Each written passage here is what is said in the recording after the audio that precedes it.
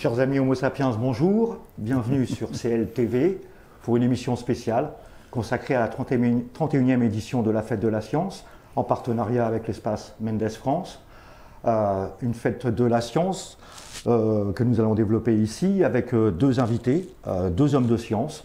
J'ai à mes côtés Michel Brunet, paléontologue et paléoanthropologue, découvreur de Abel et Toumaï, on y reviendra. Et nous avons la chance d'accueillir également M. Didier Moreau, directeur général de l'espace Mendes France à Poitiers. Avant d'entrer dans le détail de nos conversations avec ces deux hommes de science, sachez donc que la Fête de la Science elle a lieu un peu partout en France, plus particulièrement en Charente également, où il y a une vingtaine d'animations qui sont prévues du 7 au 17 octobre. Alors, vous pouvez voir sur cette infographie les différents rendez-vous qui sont proposés donc du 17 au 17 octobre. Évidemment, il y a beaucoup de rendez-vous sur Angoulême. Les femmes scientifiques à l'honneur, ce sera notamment avec Zoé Sauvage, qui est une illustratrice, qui a créé une BD qui s'appelle les Fées scientifiques, et donc qui présentera à l'occasion d'une rencontre cet ouvrage, mais qui proposera également un atelier sous forme de jeu de piste, et elle proposera également une exposition sur 5 femmes scientifiques que l'on retrouve dans son ouvrage et sur les différentes planches de BD qu'elle a réalisées. Nous aurons à Angoulême également donc, des ateliers sur la biodiversité locale, sur le changement climatique, qui est le grand thème de la 31e édition de la Fête de la Science, mais ça nous y reviendrons.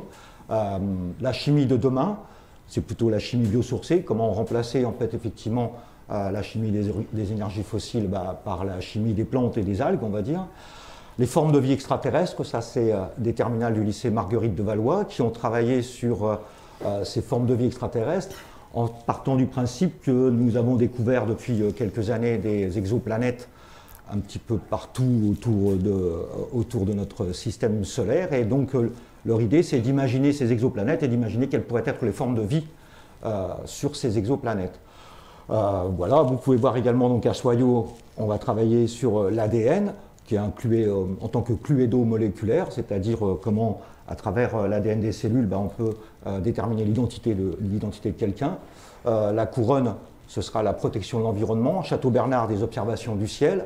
À Voules-Gessac, ce sera une balade qui permettra la nature à Nantoyais, sur un site patrimonial et historique absolument remarquable. À Aigres, ce sera le changement climatique, qui sera évoqué à la bibliothèque Cœur de Charente. Le numérique responsable, c'est-à-dire le numérique qu'on utilise au quotidien, comment faire en sorte que ce numérique qu'on utilise au quotidien, on le rend responsable. Et puis l'astronomie à l'école, donc avec des observations, des constellations, etc. à Onac. Voilà pour le programme global, ça fait une vingtaine d'animations sur l'ensemble du département. Mais cette fête de la science, en fait, elle est organisée et coordonnée par l'espace Mendes France à Poitiers. Et l'espace Mendes France, c'est vous, Didier Moreau, qui le représentez aujourd'hui. Pouvez-vous nous expliquer déjà ce qu'est l'espace Mendes France? Alors déjà, en regardant la carte que vous venez de décrire pour nos concitoyens, vous avez fait de la Charente un petit département de culture scientifique, parce que quasiment tout est là. Donc la culture scientifique a été implantée à Poitiers, ville universitaire, voici une quarantaine d'années. Et l'idée, c'est de faire accéder au plus large registre scientifique possible, le plus large public possible. Donc Mendes France, je le rappelle, c'est un bâtiment à Poitiers, 80 000 personnes par an environ, et surtout une diffusion régionale, c'est pour ça qu'on est ensemble, et j'en suis heureux ici avec vous, une diffusion régionale qui nous permet d'aller au plus près des territoires pour engager le dialogue. Alors quand on regarde la carte, encore une fois, en bas à droite de la carte, il y avait le mot ADN. Or, le prix Nobel de médecine est un ami et confrère de Michel Brunet. Il est sorti il y a 2-3 jours. C'est un Suédois et il a travaillé sur l'ADN de Néandertal. Tu me confirmeras, Michel.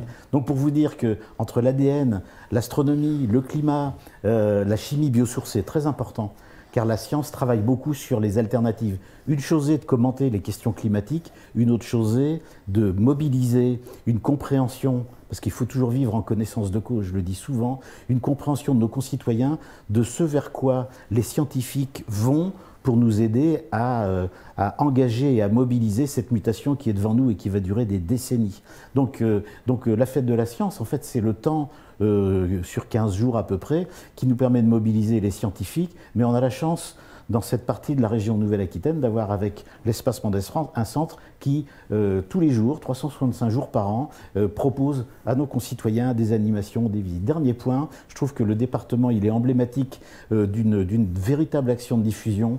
Il y a de tout, des bibliothèques, des lieux ouverts à tous, des lieux publics, les lycées, très important, parce que les jeunes, on a besoin de les approcher. Donc, un registre très large de sciences, le plus de curiosité et puis d'aspect ludique aussi. Le Cluedo de l'ADN, c'est quelque chose de très festif. Et en fait, c'est une façon d'aborder les sciences. Dernier point, on a la chance d'avoir notre ami Michel Brunet du Collège de France. Il n'y a pas de culture scientifique sans la présence des scientifiques. Car nos concitoyens, les plus jeunes et les moins jeunes, ils ont besoin d'être en contact avec ceux qui fabriquent la connaissance, qui vont sur le terrain. Et dans ce dialogue-là, ils ont besoin tout à la fois de s'émerveiller, mais d'acquérir aussi des méthodes et des connaissances qui leur seront utiles dans le futur. Voilà, l'Espace Mendès France à partir de Poitiers, c'est la volonté d'être à vos côtés. Et c'est pour ça que je suis heureux du partenariat qu'on a commencé à tisser avec la Charente Libre, parce que je pense que c'est emblématique d'un besoin qu'on a de mobiliser le monde des médias vers une information scientifique exacte, avec une véracité la plus proche possible des besoins de nos concitoyens et d'engager le débat. Voilà, avec ça, on aura dit ce qu'est la culture scientifique. Alors, concrètement, comment ça s'organise? Parce qu'il y a un espace, effectivement, à Poitiers, avec, je crois, plus de 11 salles. C'est ça, il y a 17 salles au total. 17 salles, voilà, 17 un planétarium, salles. 17 salles, oui.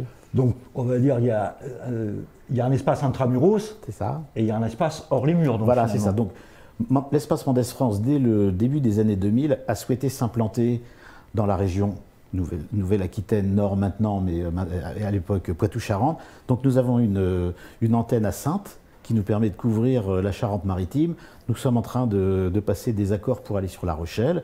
Et ensuite, nous sommes à Angoulême depuis déjà une vingtaine d'années. On a été accueillis par ce qui s'appelait à l'époque l'IUFM, l'ancienne école normale que les Angoumoisins connaissent bien, magnifique bâtiment. Et là, dans les semaines ou les mois qui viennent, on va s'implanter à l'IUT d'Angoulême pour monter une vraie programmation. Donc on est présent dans les 4 départements pour faire de la diffusion et encore une fois pour aller à la rencontre de nos concitoyens et trouver des lieux pour pouvoir dialoguer avec eux. Les bibliothèques, les établissements scolaires, mais également des lieux, l'alpha, des lieux plus inhabituels en apparence pour la science. Des salles de cinéma aussi, des salles de théâtre, etc. Voilà, donc on est présent sur la plateforme régionale, on a un animateur à plein temps, on a une chargée d'opération à plein temps que vous connaissez toutes et tous, s'appelle Christelle Manus, et elle est là pour, à travers les contacts que l'on a, essayer de voir quels sont les besoins des enseignants, mais également de nos concitoyens, sur des thèmes qui peuvent être différents de ceux sur quoi nous on était en termes de programmation. Donc, tisser ce maillage territorial, c'est aussi pour écouter la population et être vraiment à l'écoute des besoins. Ok. Je rebondis sur ce que vous venez de dire, notamment sur Angoulême. Vous allez changer, on va dire, d'endroit. Ouais. Et donc, du coup, qu'est-ce que ça va changer? Je pense que alors, déjà, les Angoumoisins savent qu'il y a un IUT à Angoulême, mais ils ne connaissent pas assez la richesse scientifique et technique à l'intérieur de cette IUT. Donc, à travers notre présence, les animations et une programmation qui favorisera les temps de rencontre avec le monde scientifique, on donnera aussi quelques éléments à nos concitoyens, mais aussi pour de la formation, d'ailleurs, ici au niveau local. Puis, deuxième aspect, ça nous permet d'avoir une base qui va nous permettre, j'en suis intimement persuadé, d'avoir une programmation plus dense sur Angoulême et sur la Charente en général. Donc, ça, c'est un programme pour les prochaines années qui me paraît tout à fait passionnant. J'en doute pas. Je viens vers vous, monsieur Brunet, pour dire qu'est-ce que ça représente en fait, vous qui êtes scientifique, mais également professeur au Collège de France.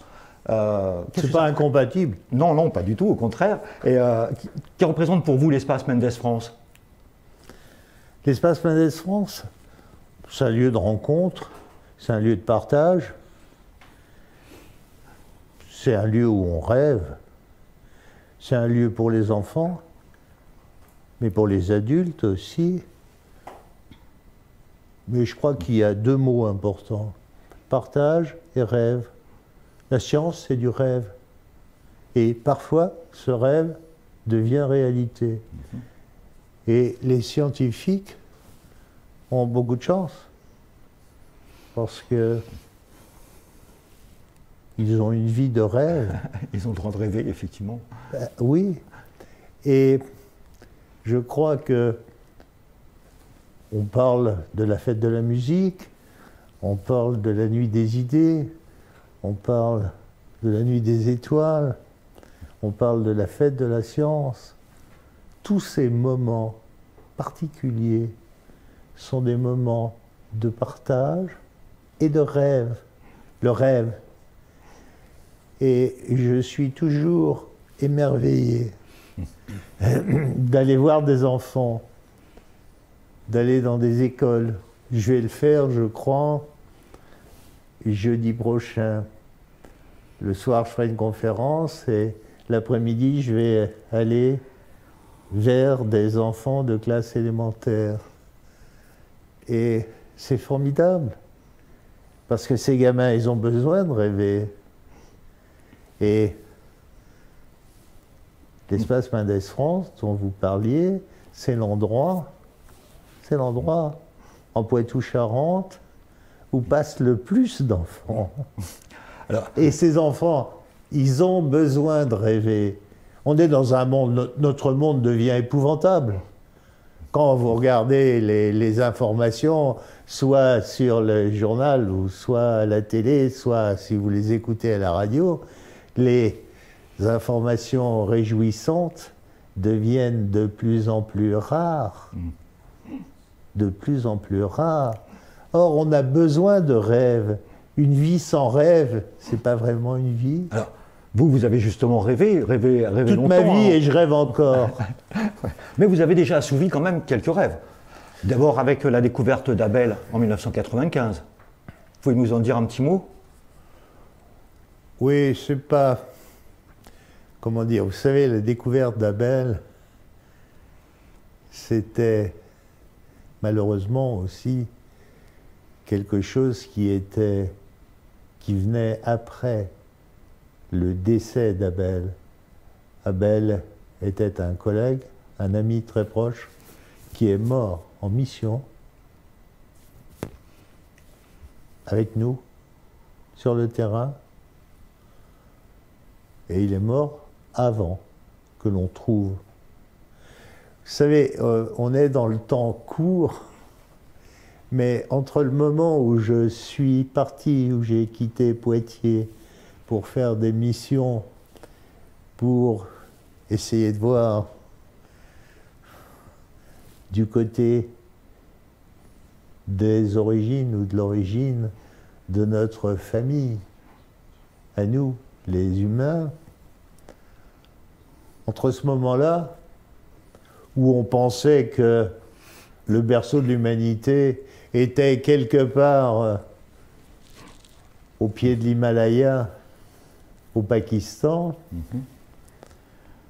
Je suis parti, moi, en Afghanistan, parce qu'en Afghanistan, il y avait des formations géologiques qui ressemblaient étrangement à celles où mes amis américains, paléontologues, fouillaient.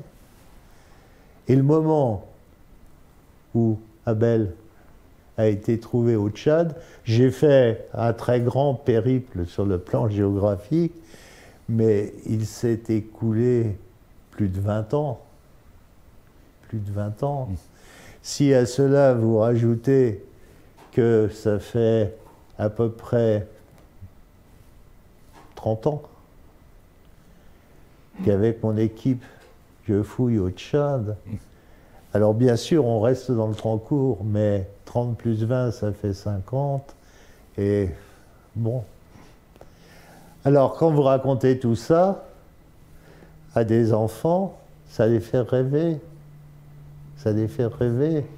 Parce que, en plus, ce type de recherche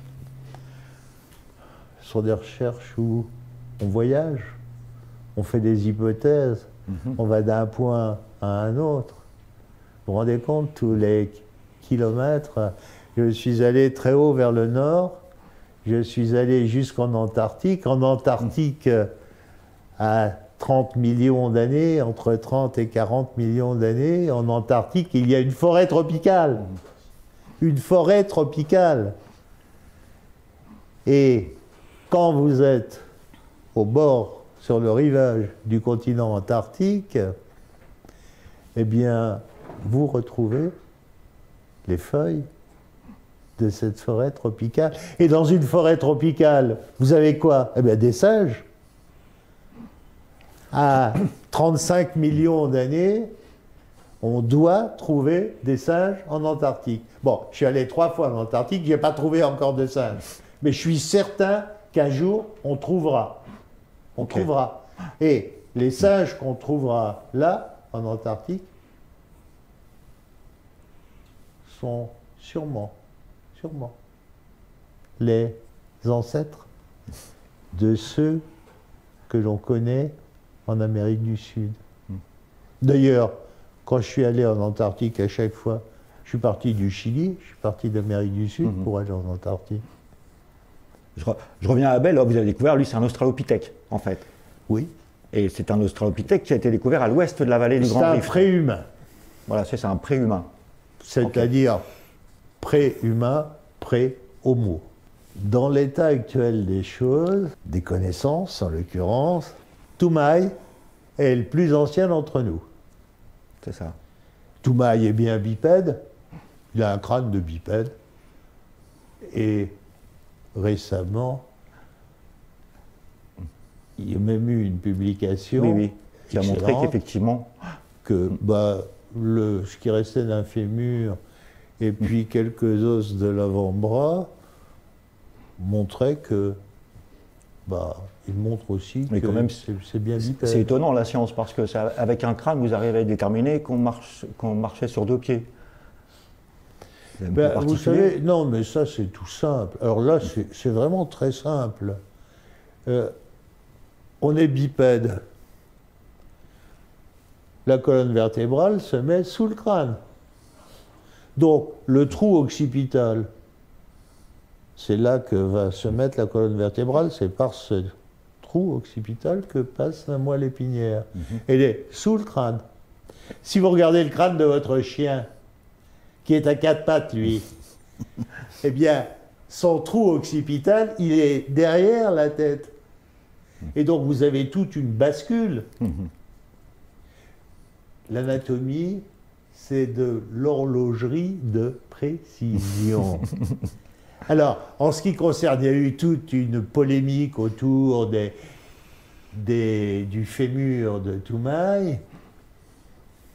Mais non. Oui, elle est plus. L'anatomie, c'est de l'horlogerie de précision. Vous avez un crâne, sur l'anatomie crânienne, vous pouvez dire c'est bipède ou c'est pas bipède. Si le crâne, il est clairement bipède. Si les os des membres avaient été quadrupèdes, simplement, cela voulait dire qu'il y avait 2 espèces de grands primates dans ce site. C'est tout. Ouais. Ça ne changeait pas l'anatomie du crâne. Hein. C'est comme ça. L'anatomie, c'est d'une précision diabolique. Alors, pour le reste, moi, j'avais toujours imaginé, on trouve le crâne, on trouve en même temps des restes d'os des membres. Il n'y en avait pas beaucoup. J'ai imaginé qu'on allait en trouver d'autres. Et puis je me suis trompé. On n'en a pas trouvé d'autres. Si, un. Et quelques mois après les premières découvertes. Par contre, on a trouvé beaucoup de fossiles, beaucoup. Quand on a publié en 2002, on a fait 2 papiers à Nature, un sur Toumaï, le crâne, et un sur l'assemblage phonique qui accompagnait. L'assemblage phonique à ce moment-là, c'était à peu près une 30aine d'espèces animales. À l'heure actuelle, on est rendu à plus de 100. Plus de 100. Ah oui. Mais les primates, les restes sont rares.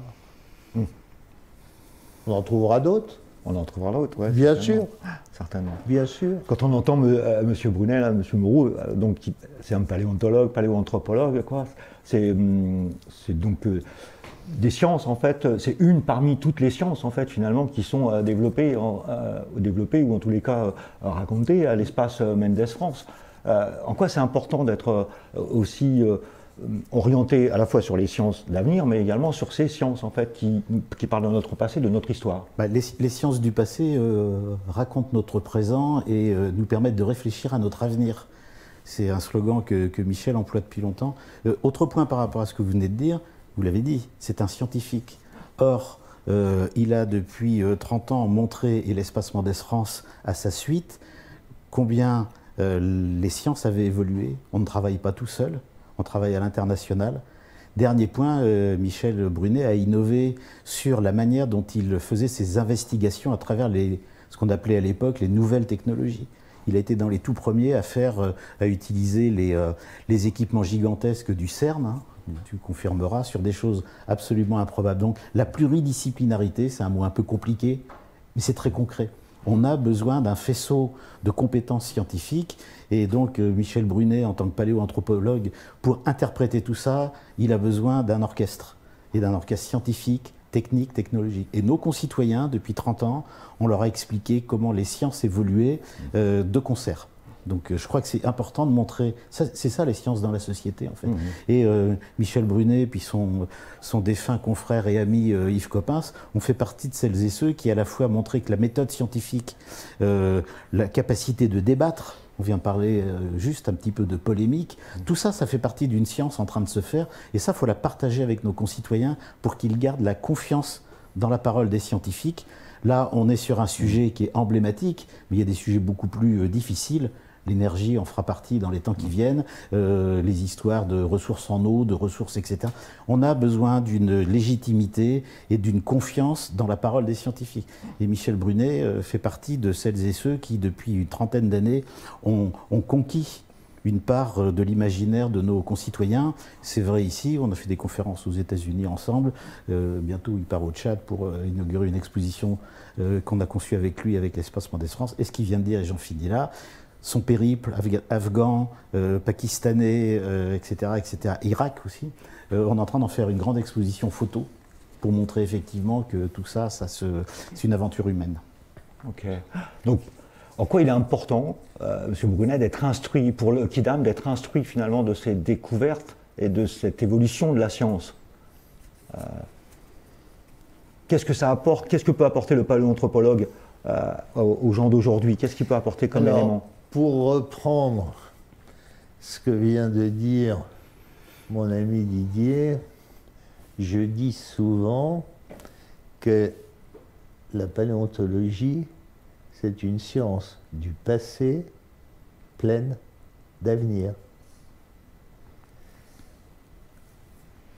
On parle aujourd'hui du début d'une 6e extinction de masse. J'ai enseigné pendant un demi-siècle que les extinctions de masse, si on parle de la 6e, c'est qu'on en connaît au moins 5 avant, étaient un moteur puissant de l'évolution. Si il n'y avait pas eu la 5e, il y a 65 millions d'années, connue de tout le monde, disparition d'une partie des dinosaures. L'autre partie, les plus petits, sont eux qui ont donné les oiseaux. À chaque extinction, la terre patrie d'Edgar Morin, devient comme une immense place vide. Et la nature a horreur du vide. Et donc à chaque fois, vous assistez à une nouvelle radiation. Quand les dinosaures disparaissent, alors, catastrophe, régression, transgression, toutes ces places vides, eh bien, on va assister à 2 radiations. La radiation des oiseaux, qui descendent directement des dinosaures, Et la radiation des mammifères, c'est là qu'apparaissent les premiers mammifères. Tout petits. J'étais gros comme des souris. Tout petits. C'est là qu'apparaissent les premiers primates, l'ordre auquel nous appartenons. Donc ces catastrophes, elles font partie de l'évolution du monde, dont on ne peut pas raisonner sur le temps court uniquement. Il faut aussi raisonner sur le temps long. C'est important, parce que le temps long, c'est l'image de ce qui nous attend plus loin. Imaginez, il y a 5000 ans, soyons plus prudents, entre moins 10 000 et moins 5 000, on a pris la décision de se sédentariser. Avant, entre 7 millions et 10 000, on était nomades. Il y a 5000 ans, la population de la Terre patrie, c'était à peu près 5 millions. 5 millions. Sur la planète. Hein. Sur la planète. 5000 ans après, vous vous rendez compte, cette action qui a consisté à dire, allez, on arrête d'être nomade, on veut thésauriser, on veut pouvoir amasser des choses, on veut avoir plus d'enfants, et on est rendu à 8 milliards en 5000 ans, et en 7 millions, on n'était que 5 millions. Jamais les gens qui sont sédentarisés, à mon avis, n'ont imaginé que 5000 ans après, on serait 8 milliards. C'est clair. Il y a une conclusion qu'on peut faire à la suite de vos recherches, c'est que quand vous découvrez Toumaï au Tchad, ça montre en fait que notre origine, elle est africaine. Alors, dans l'état actuel de nos connaissances, tous les plus anciens préhumains et humains qui sont connus sont africains. Tous, sans exception. Donc, la probabilité que l'Afrique, que le continent africain soit le continent du berceau de l'humanité est plus forte que toute autre probabilité. Bon, à l'heure actuelle, le plus ancien connu d'entre nous, c'est Toumaï. Toumaï, désert du Djourab, Tchad. Toumaï, le Tchadien, est le plus ancien représentant connu depuis, alors ça c'est rare, depuis plus de 20 ans. C'est lui le plus ancien d'entre nous. Et une hypothèse en paléontologie, il y a ça de merveilleux, c'est qu'elle dure le temps de la découverte du fossile d'après. C'est ça. Bon. C'était le cas pour Lucie, oui. Ouais. Aurorine était le prédécesseur de Toumaï. Aurorine a été l'ancêtre du millénaire. C'est horrible ce qui est arrivé à Aurorine. Quelques mois après, on trouvait Toumaï qui avait 1 million d'années de plus. C'est profondément injuste. Toumaï, ça fait plus de 20 ans. Ouais, c'est clair. Vous disiez effectivement que finalement Toumaï en fait c'est aussi le symbole effectivement des changements climatiques, puisqu'il a vécu à un endroit où aujourd'hui on aurait de la difficulté à vivre. Le changement climatique, c'est justement le thème de cette année en fait pour la 31e édition de la Fête de la Science, et même un mot un peu plus ciblé, le réveil climatique. Qu'est-ce que ça veut dire le réveil climatique? Alors ça peut être énigmatique. Mais ça renvoie à ce que je disais tout à l'heure par rapport aux individus et aux groupes sociaux que nous constituons, c'est-à-dire la prise de conscience du fait que le dérèglement climatique tel qu'il est décrit nous incite, voire nous impose à entrer dans une prise de conscience. Mais le climat va servir d'effet de levier, et je ferai un parallèle avec ce que disait le professeur Michel Brunet à l'instant, un effet de levier, tout comme les grandes extinctions ont été l'objet finalement d'un renouvellement total de la faune et de la flore, cette prise de conscience climatique nous fait prendre conscience de la finitude de la Terre en tant que planète, et deuxièmement d'un mode de vie qui depuis 3 à 4 siècles, a fortiori depuis 2 siècles au niveau industriel, nous a amené à piocher sans vergogne et sans y regarder dans un certain nombre de ressources. D'autre part, il y a un cycle qu'on appelle le cycle de l'eau, sur lequel on connaît tout et dont on regarde très très peu la manière dont on interfère avec ce cycle. Donc en fait, le réveil climatique, pour moi, plus globalement, c'est une prise de conscience d'un certain nombre d'éléments de nos modes de vie, mais le changement de tout ça doit se faire de manière partagée, en conscience, sans diktat. Donc c'est un enjeu qui est éclairé par les sciences, les scientifiques, mais c'est un enjeu politique, c'est un enjeu social. Et Michel Brunet parle souvent du temps court et du temps long, et moi je finis là-dessus. Les micro-solutions trouvées au niveau géographique et territoriaux, à droite, à gauche, doivent être démultipliées partout sur la planète, parce qu'il n'y aura pas de solution dans une ville ou sur un territoire s'il n'y a pas une conscience planétaire. On parle d'Edgar Morin et de son ouvrage Terre-Patrie. Je pense que c'est hyper important d'interrelier ce qui se fait au niveau local. Donc ce réveil, il renvoie à une capacité à prendre conscience et à acter dans sa vie cette conscience d'une autre façon de faire les choses. Donc là, il y a un chantier qui est sur un temps générationnel.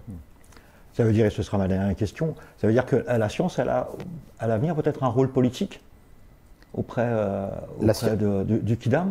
La science a toujours, par ses résultats, incité à prendre en compte ou non au niveau social et donc politique, ces résultats, ces réflexions. Michel nous dit souvent, nous sommes tous des Africains. C'est un renvoi très simple à la situation actuelle sur les réfugiés, sur la conscience qu'on a de celles et ceux qui sont dans ces situations. Personne ne devient réfugié par choix, c'est toujours des contraintes. Donc cette prise de conscience, elle est éclairée par les sciences qui ne disent pas la vérité, mais qui donnent des jalons et des repères. C'est en ce sens-là que la paléoanthropologie a beaucoup d'importance dans ce qui se passe en ce moment. On est une seule espèce, il n'y a pas de race. S'il n'y a pas de race, il ne peut pas y avoir de racisme. Et si on s'empare de ce mot racisme, c'est parce que politiquement, ça arrange un certain nombre de discours. Donc retour à la science, pour essayer de puiser dans ce que nous disent nos amis scientifiques de l'infiniment petit, c'est l'ADN aux problématiques que les paléoanthropologues décrivent, de nous aider à comprendre justement cette communauté planétaire. Oui, vous êtes pour d'accord? Enchaîner sur ce que vient de dire Didier, il me paraît important de tenir compte de ce que l'on connaît, au moins, et dans ce que l'on sait de l'histoire évolutive de notre famille, à nous, les humains. Le plus ancien est africain, Toumaï. Pour trouver le plus ancien d'entre nous hors d'Afrique, il va falloir attendre longtemps. On se plaisait beaucoup en Afrique. On est resté 5 millions d'années en Afrique. Le plus ancien connu à l'heure actuelle hors d'Afrique, c'est à 80 km au sud de Tbilissi, en Géorgie, dans un lieu qui s'appelle Manizi, 1 900 000 ans. C'est un Homo erectus. C'est lui le plus ancien pour le moment. On trouvera sûrement plus ancien, mais le plus ancien représentant du genre Homo connu est africain. Le plus ancien représentant de Sapiens connu est marocain, donc africain aussi. Didier parlait du racisme. Effectivement, ce que nous savons indique que nous sommes tous des Africains. Nos racines sont en Afrique. Et à l'heure actuelle, au moins l'une d'entre elles, Toumaï, est tchadienne. Mais cela veut dire que quand on a quitté l'Afrique, on avait la peau brune, et que les premiers Européens ou Eurasiatiques qui sont arrivés avaient la peau brune. Parce que c'est tout simplement une adaptation climatique. C'est clair. Mais vous imaginez que si, avec une loupe binoculaire que l'on trouve au collège,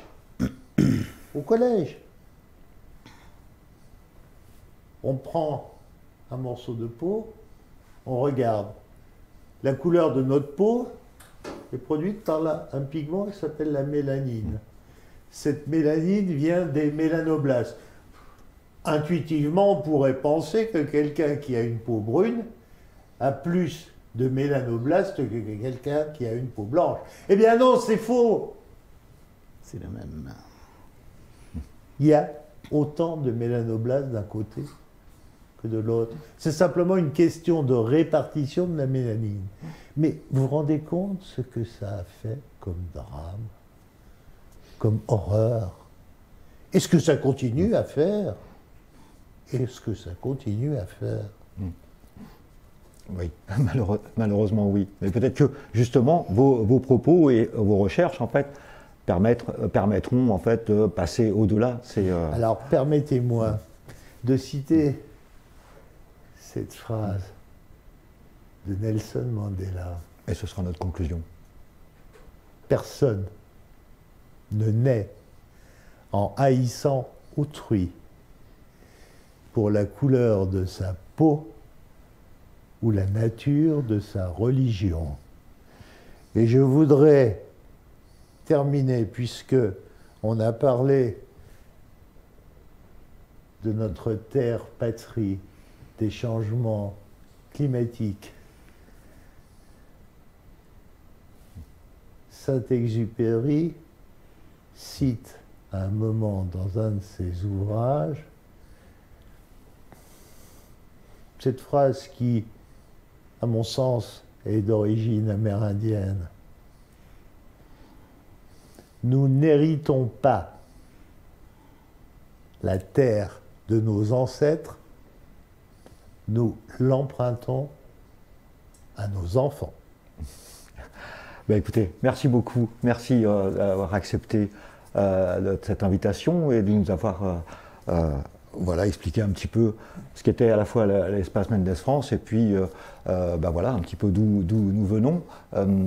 Il y a aujourd'hui avec Charente Libre un supplément spécial qui paraît et qui prolonge un petit peu notre discussion à travers différents articles et différentes rencontres de scientifiques, mais également, donc j'évoquais tout à l'heure l'illustratrice Zoé Sauvage, qui évoque en fait un petit peu la science et cette 31e édition de la Fête de la Science. Merci beaucoup, merci de nous avoir suivis. J'espère vous retrouver à un autre moment pour évoquer encore un peu de science. Merci à vous, au revoir.